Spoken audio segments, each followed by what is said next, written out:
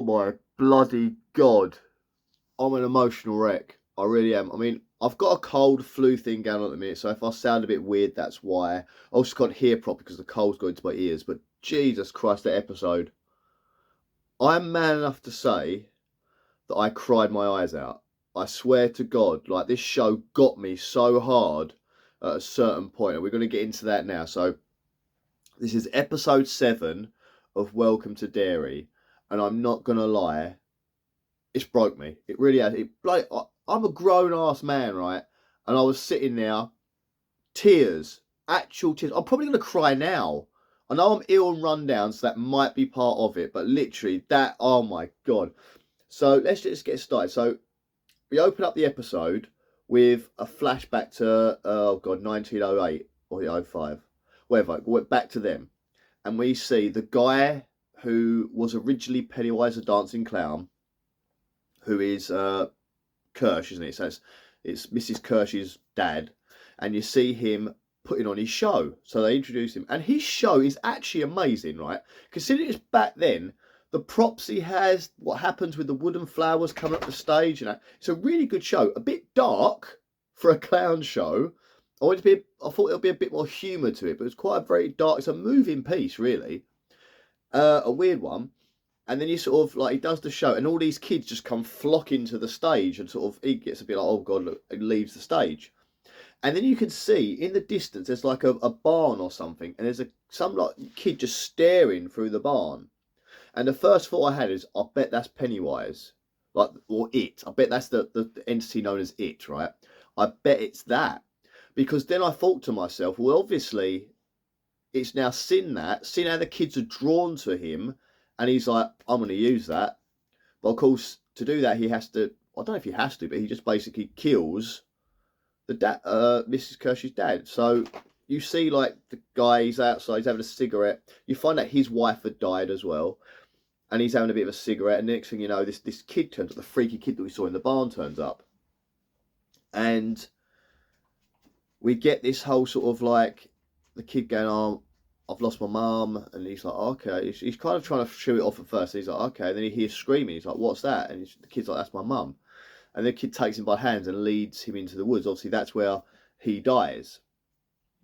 So, and then Pennywise obviously uses the imagery of the clown, of Pennywise the dancing clown, to become the clown figure that a lot of the children see, to help lure those children in, to bring those children in to devour. And I thought that was a really nice little touch. We've learned where that clown form came from. Essentially, we kind of already knew. We kind of had a rough idea from the movies and from like other stuff that we've seen. But I like that they kind of went, this is how it happened. And I'm a big fan of, don't show us things like that in films and TV, like the Joker, for instance. I don't need to know his origin. And I did it in the movie The Joker, but I didn't like it. I don't want to know his origin.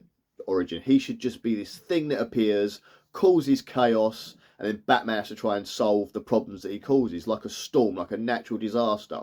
I don't need to know where it comes from. Same like the xenomorphs in Aliens. I don't need to know where they came from. I just need to know that they're there, and then what happens because of them.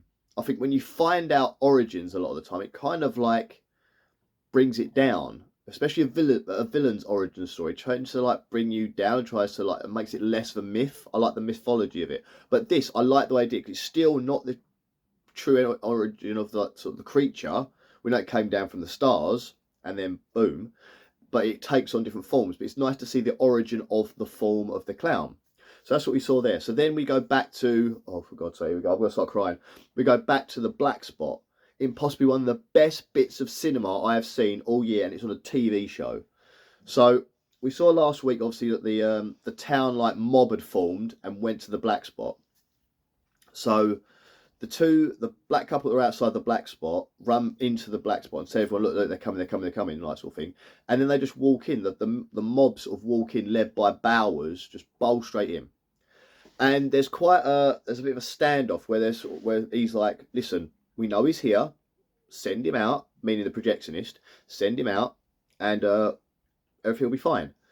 And the soldiers are like, don't know what you're talking about. And then next thing you know, the projectionist comes right, and Dick does this really good, because he's such a great character. I want him to get his own show after this. I want to see him go through adventures that lead us to the Overlook. That's what I want. So, and because that actor is really sort of, he's so funny.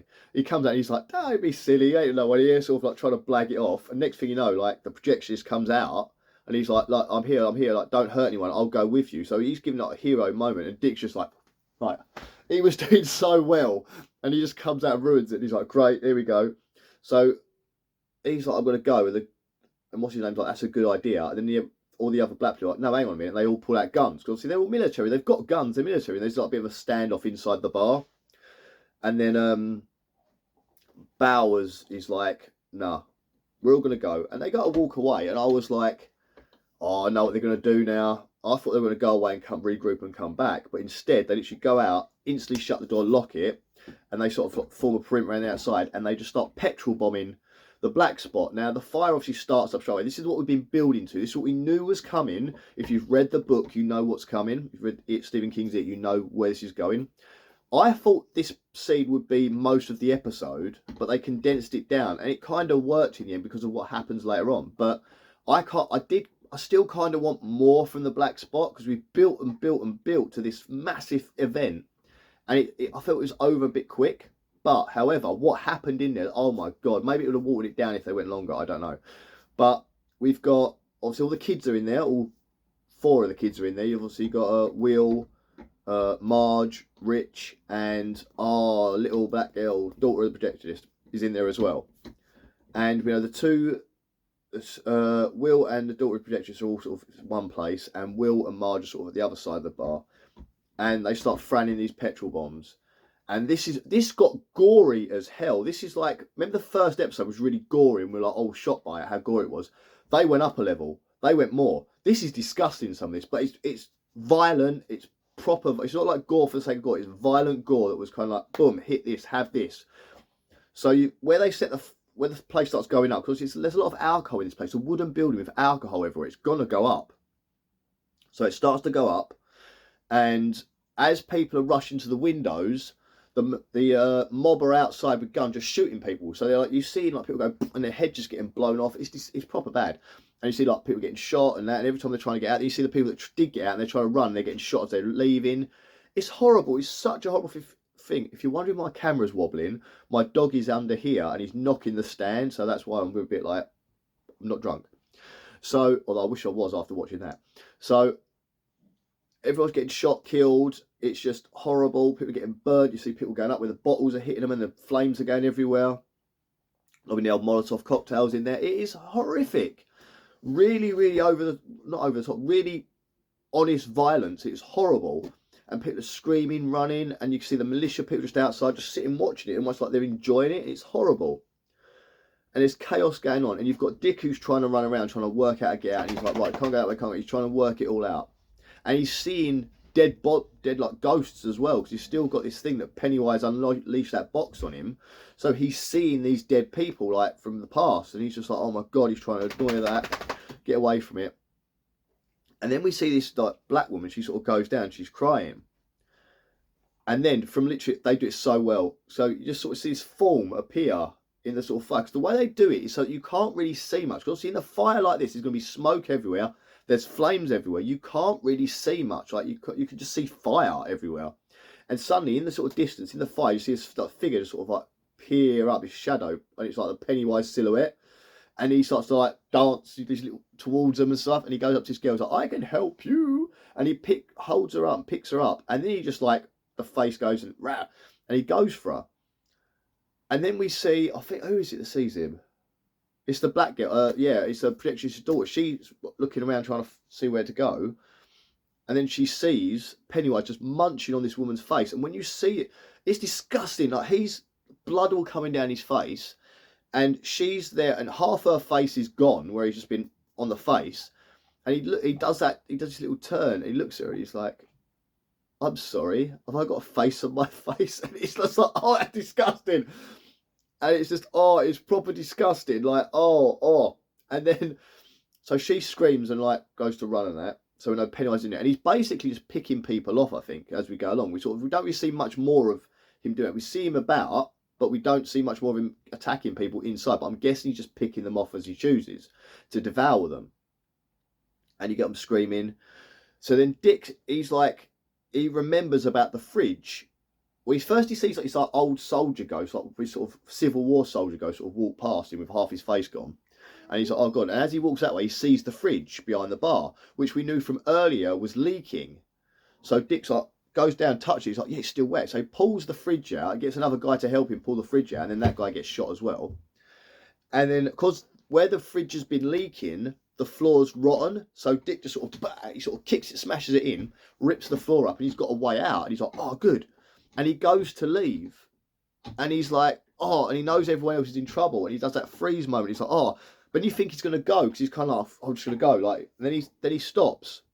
And he turns, and the Native American woman from a previous episode, the sort of the leader of the sort of chief of the tribe who fought it and died, he sees her, and he looks at her, and he's like, oh, and he's like, you see him like doing the sort of like, do I, don't I, do I, don't? And he's like, oh, and he's got to talk to her, and he said earlier in the previous episode that if I speak to them, they don't stop. It doesn't stop. If I do any type of communication with them, this will not stop. I'll be bombarded by constant noise and talking. They won't leave me alone. And he's there, you can see him not wanting to. You can see he's like, oh no, I don't want to. And he just goes, oh, and he speaks to this Native American woman. She turns to him and starts communicating with him, and he's like, he needs her to help the others. So then he goes in trying to find the kids, and he finds two of them. He grabs them and says, come on, no way out. He grabs the projectionist as well, and he like drags them down to the this little hole he's made in the floor and gets the kids and the projectionists out. And they're like, what about Rich and Marge? And he's like, I'll go get them, you go. And then the projectionist's like, no, I'll come. He's like, no, you go, get them out, go. So they'll run and hide in the woods. He comes bolting out. He goes bolting through trying to find them. And he can see Rich and Marge, and he's just there, and he's going to go help them. Dick's going back to get them. And this big thing of wood sort of drops in front of the doorway, so he physically can't get in there anymore. Now, I can't remember if this happened before or after now, because my brain's gone a bit funky, because I'm still emotional. But we see Dick turns around, and there's Pennywise is in front of him. And he starts mocking him. He's like, you're seeing him now. And the next thing you know, this like army of the dead come from behind Pennywise to Dick, and it's like, oh. So Dick knows he can't help those kids. He can't do anything now, and now the voices are coming at him. So he just gets out. So then we get, this is the bit, if I cry now, I'm going to bawl my eyes out on this screen, because this got me. This was so emotional, so well done. So Rich and Marge obviously trying to find a way, can't find any way out. And Rich, he's looking around, and he sees this, I guess it's a fridge or something. It's like a box on the floor. I think it's a fridge. And he opens it up, he's like, get in there, quick, get in there. She's like, it's not enough room. He's like, yes, you will, you'll fit in there. We'll fit in there, we'll fit in. He's like, we'll fit in there. Marge gets in, and she's like, there's no room for you. And he's like, yeah, I know, and shuts the lid on her. Oh my God, what a heroic thing to do. And then this kid, who's like young, he just gets on the fridge and won't let Marge out. And he's like, he stays there, and the fucking poor kid dies there. And I was like, I'm crying now. Oh my God, what a total nerd. Floods of tears from me. And I was just like, no, and he's on top, he's talking to her the whole way through, reassuring her. And then of course it goes dark. And then when we see later on, obviously everyone sort of turns up. Well, actually, no, we'll skip to that bit in a minute, because I'll try to regauge my tears back now, and I'll go on to the next bit. So we'll go on now to outside the fire. So the mob are sort of leaving. They sort of realise like everyone's going to die in there. We don't need to worry about it. Everyone in there's dead. Let's just go, because obviously they don't want to get caught and done for this either. So they'll leg it off, and the butcher, Kirsch, his car won't start. He's like, oh, for God's sake, he's trying to get his car to work and that. Gets out, tries to get going. Everyone else is buggered off, and he's trying to figure this out. And suddenly he hears a voice. He turns around, and it's his wife, Mrs. Kirsch, who's obviously the former Pennywise's daughter. And she's all dressed up as her clown self, because when we saw the flashback, she dressed up as a clown self. She wanted to be on stage with her dad. That's part of what she wanted to do. So she's all clown dressed up. And the butcher's like, what are you doing here? Why are you dressed like that? Sort of thing. Like, really shocked to see her. And she's like, oh, I thought you'd come, and this is the real me. This is the true me. And what's it's like, look, if you don't go home and get that stuff in your face, you're going to be black and blue, because he's obviously a nasty bastard. And she's like, hello, Dad. and Pennywise is behind him, like the clown form's behind him. And again, and he's standing, he's got like a big butcher's meat cleaver, and he's like, whoa, with this big butcher's meat cleaver. And he then, and this is gory as shit, this is really bad. He then just doosh, like that, and does the guy across here, and this part of his head just falls off, and you see the tongue sort of just like flap it. Oh, again, oh my God, that was disgusting. I didn't need to see that. After that emotionalness that I've had from in there, now I'm getting it. I was just like, oh my eyes, just the fear. I said it might have happened the other way around. It might have happened before the emotional bit. Anyway, so that's disgusting. He drops to the floor.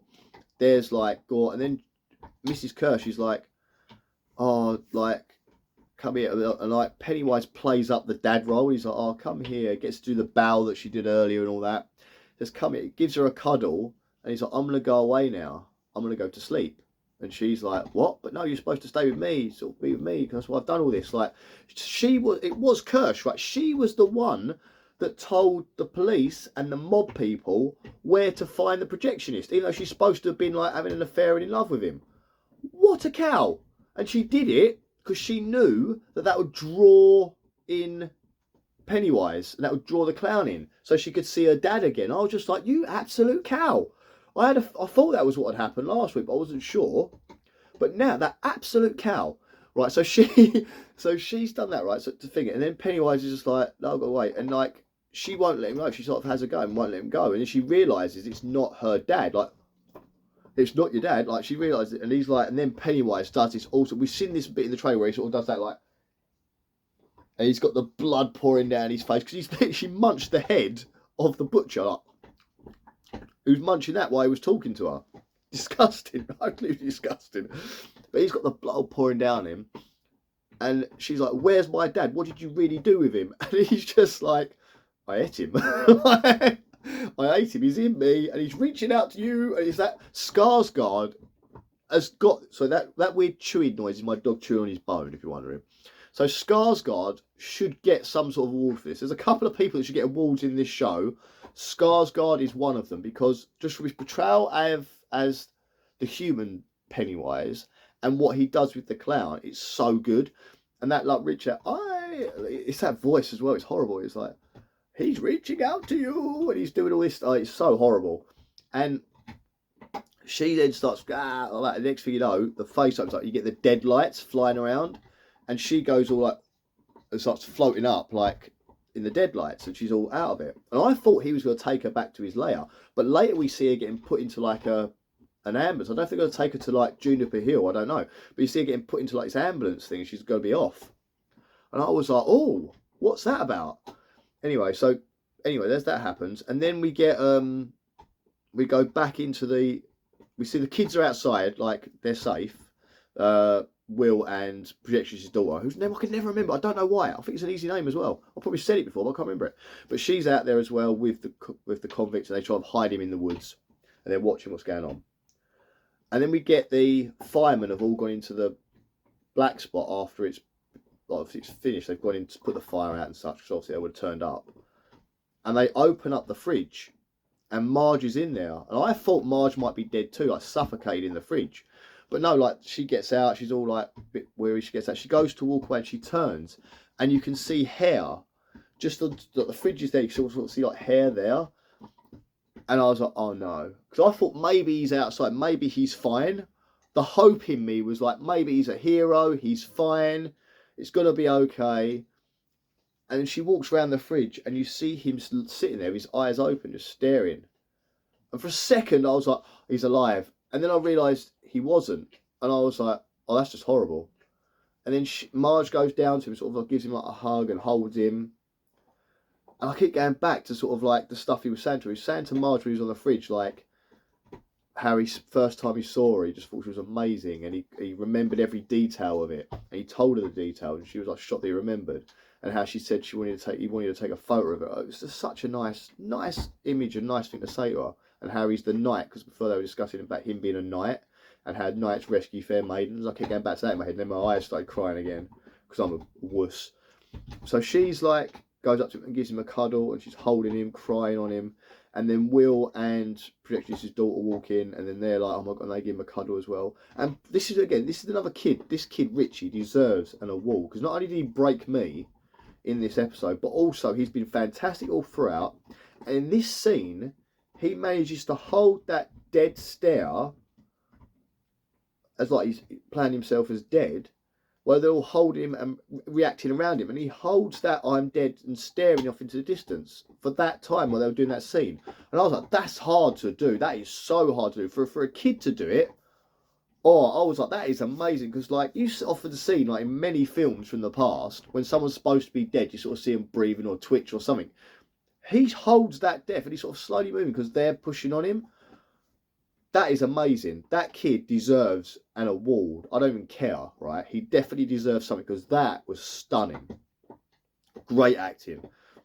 So then, of course, the kids are outside and you see them moving the body bags outside, and Rich's hand falls out, and Marge goes and puts it back in, and it's really sweet. And I was just like, oh my God. And I'm again, tears again, because I'm a wuss. And it was just like, oh, and then we go move on the rest of the story. So obviously the black spot finishes, and that I said it finishes quite early. I thought that was going to go on for the whole episode, but the fire actually finished quite early. And then we see Dick, who's sitting around the corner just on a log, and Major Halloran turns up, checks on his son, then goes to find Dick. And Dick's like, he's like, are you okay? He's like, no, I'm not okay. And this is where it's like quite good, because then Dick's like, I spoke to one of them. I know stuff, so and she's going to lead us to she can help us find the pillars that we're trying to find. So now he also knows that Pennywise has gone to sleep. He can feel it. It's like the light's turned off. So Pennywise is now hibernating. So they're like, oh, so then they like, well, but I can follow this Native American Indian tribe woman, and she'll show us where it is. So that's what they do. They find where this pillar is, and they dig it up, and they got to take it back to base. And Hanlon's like, why are you taking that back to the base? The plan was to bring them in smaller so we could like trap Pennywise in the middle. So like take all the pillars from around here and bring them in and trap Pennywise in a smaller cage. And they're like, oh yeah, we've got a different plan now. Because he's asleep, we can test the properties. Nothing's going to happen. And Halloran's like, but you're leaving the gate open. And they're like, yeah, that'll be fine, sort of thing. Then we see him back at the military base. So actually, before that, we've got Major Hanlon's wife is taking the projectionist to the Native American woman, because she's going to help him get across the border to Canada, him and his daughter, to try and get him out, because they think he's died in the fire anyway. So it's good. We find out, I think it's like 23 people died in the fire. And throughout the space of time that Pennywise was out and about, 17 children had died through like the killings of Pennywise. So the Native American tribe were kind of like that. We can rest now. We can let it go. We've stopped them escaping. So now we're back at her house again, and she's like got to help get the what's his name across the border. So that's going to pan out. But obviously, as this happens, comes bursting in the room is that young Native American Indian lad. So my cold is really starting to bug me now. That Native American Indian lad, who was caught by Dick and did the psychic stuff on him, comes bursting back in because he's seen them take away the pillar that's caging Pennywise. So now we know that's got out. So then we go back to the army lab again, and they're about to, what looks like, destroy the pillar. They put it on this cage, they're going to put it into like a furnace to melt it down. And with that, Hanlon's like, whoa, whoa, whoa, no, what are you doing? He pulls out a gun and holds it to him, like, stop now, take that out there now, what are you doing? And the general's like, and all the other people call out. And then the general is on a loudspeaker thing, and he's like, right, come here, talk to me. So they stop everything they're doing. So Hanlon goes up, and he's like, what are you doing? Why are you destroying the pillar? And then we find out the true plan of the general, and it kind of hits home to what's like kind of goes on nowadays as well. So this is quite a good thing. So the general basically says that whole thing where it's kind of like a Thanos thing, where what they're trying to do is mental and crazy, but it kind of makes sense in a funny way, so you kind of understand. So basically, he says that America is being torn apart from the inside, not the outside. So while Russia is a threat and everything else that's going on is bad, America is destroying itself, because you've got civil rights, you've got women's protests, you've got all these different groups that are it's like fragmented, and no one's unified.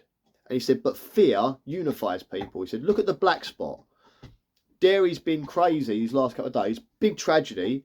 Everyone's now unified together. So this is what's going to work. So what we want to do is unleash Pennywise on America so that he can cause fear everywhere, cause tragedy everywhere, and that's going to bring the country together to stop like civil war. And you think about like nowadays, we've got all these like different protesters, people like whatever group you're with, whether you're that group, or that group, they're all kind of against each other and trying to fight. So it kind of reminded me of that, and the idea of like a big tragedy happens and people come together. And it's kind of true. If you look at how segregated we are now compared to how unified we were during like World War II, and how a sense of community around that time, like the stories of like the bunkers and how everyone pulled together, the keep calm, carry on thing, it's kind of true. So like a tragedy does bring people together and unifies people when something bad's going on. So I was like, makes sense. Like Thanos' thing in the Avengers was like, there's not enough resources for everyone, so I'm going to take away half of everyone, and then there'll be enough resources for everyone, and I'll do it without prejudice, without anything. So it's kind of like, well, it's logical in a way, but it's also crazy, and you're doing something wrong. That's what his general's like. He's got his plan of like, we're going to unleash this on the world. We're going to unleash the terror of it and Pennywise on the world, and then that will make everyone come together. And you're like, that's a bad idea. So Major Hanlon's like, no, and he pulls the gun again, but then another soldier comes up behind him. He's like doesn't kill him, but he sort of like holds him, like, no, like, we're going to do this, and takes the gun away. And then you see the pillar get tipped into the furnace and like fall in, and obviously been destroyed. And you're like, oh, what does this mean? And then we get to see Pennywise again, but we just see the sort of top of his head looking down, and he's like a pit of blood and organs and body parts. He's just like this big pit of mush, but it's like red. It looks absolutely, it's epic looking, but it's disgusting. And he's buried up to sort of like here, and he's just in this blood, and like he's asleep. He sees eyes shut, his eyes open, he looks that way, and he looks that way, and it's just like, oh. And we're like, okay. Then we go to Will in his house, because he's obviously on his own house. His mum's gone off to the Indian Reserve to speak to them. Dad's at the military base now under arrest. And, oh, God, sorry, my nose. Oh, I hate this time of year. So he's under arrest, and then the phone rings. And Will picks up his phone. He's like, hello. And it's projectionist girl talking to him. She's like, I'm really worried, like, I'm upset about Richie dying. I can't believe it. And she starts talking about Richie dying. And she gets a little bit graphic about where he's lying there, and he was like body parts and broken. And then the Pennywise voice sort of like comes into it, into her voice. And it was like, I know who you are. I know who you are. You can't do this. You don't scare me. Don't scare me. And then he turns, and on top of the, I guess like a fridge or a cupboard or something, Pennywise is up there. Again, from here down, he's just drenched in like blood, like dark blood. And from here, he's like the white face bit. It's kind of like weird. And he's like, and then deadlights. And then Will's like, and then episode ends. And I was like, you son of a gun. They do it to me every week. Oh my God. This episode, start to finish, one of the best things I've seen on TV in so long. It got me so much, the most emotional thing I've seen, with the way Rich like was killed off in the show as a hero's death and protected the woman that he kind of like loved, that girl that he had feelings for. I loved it. It was just so emotional and so amazing. To the violence from the black spot, the blood, the people getting shot, and the decapitations and all of that. I've seen Pennywise eating people. Oh. And then obviously we've now got the mystery of what's happening to Miss Kirsch, where she's been like, she got deadlights, but she's in an asylum. I'm guessing they'll take her to the asylum. Will's now been deadlights. He's also been taken back to the sewer. So what is going to happen here? What the heck is going on? Because obviously we know in the future Pennywise hasn't escaped across America, because he's in Derry still in the movies. Obviously it chapter 1 and chapter 2. So they must try and find a way to reclose that thing.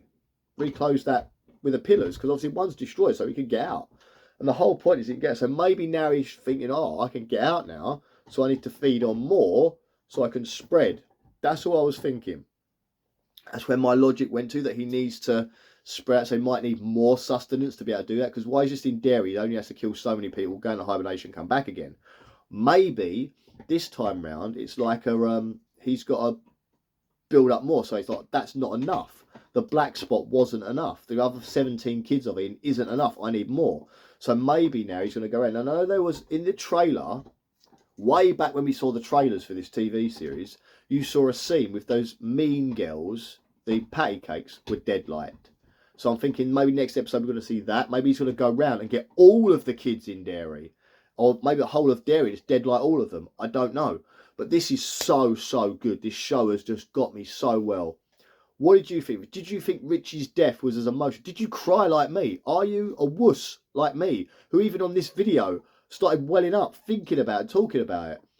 Did you enjoy it? Did you think that death was like warranted? I don't want to say it, but it was like the perfect death for his character. There's no other way they could have killed him off other than what they did there. So brilliant. Do you like the general's plan? Are you like me? Do you think it's like a Thanos madness, but there's kind of logic in the madness? Do you what about Dick's? Do you want a TV series of Dick Halloran just going around doing stuff? I do. That guy is brilliant. The actor that plays him is brilliant. The character's brilliant. And I said before, I've said it over and over again, I want to see a spin-off TV show of Dick getting to the Overlook. Like, from the military, he's obviously going to leave the military and he's going somewhere else. And I want to see his like adventures to get to the Overlook. So do like a 3-season show, if you want, of him leaving the military, having various different adventures, like paranormal stuff, weird stuff, ending up places, and then him ending up in the Overlook, and have like a season of him young in the Overlook, dealing with it, and then do The Shining, like you've done this. Do a series of The Shining, do the whole book, just like you've done this, and that'll be phenomenal. That's what you should do, HBO Max, who are now Warner Brothers, who are now Netflix. Oh, God. Well, there's a lot going on in the world of film right now. So, yeah. But do that. Please do that, because I'll beg you for that show. But do you think that'll be a good idea as well? What are you expecting from the next episode? Because now we've had the black spot fire. I don't know what's going to happen. We was leading to the black spot. We've had the black spot. Now what's coming? I don't know. And how are we going to get back to where we were at the start of It Chapter 1? With all that's gone on in this one. This has been brilliant. And I cannot wait for the next week's the final episode. And I'm so engaged and on board for this. Thank you for watching this video. If you like more of the videos that I've done, obviously look on the channel. There might be some bits popping up here at some point. And click on those. I'm doing a lot of Elf on the Shelf videos at the minute as well for my kids to watch. So enjoy that. See you later, guys.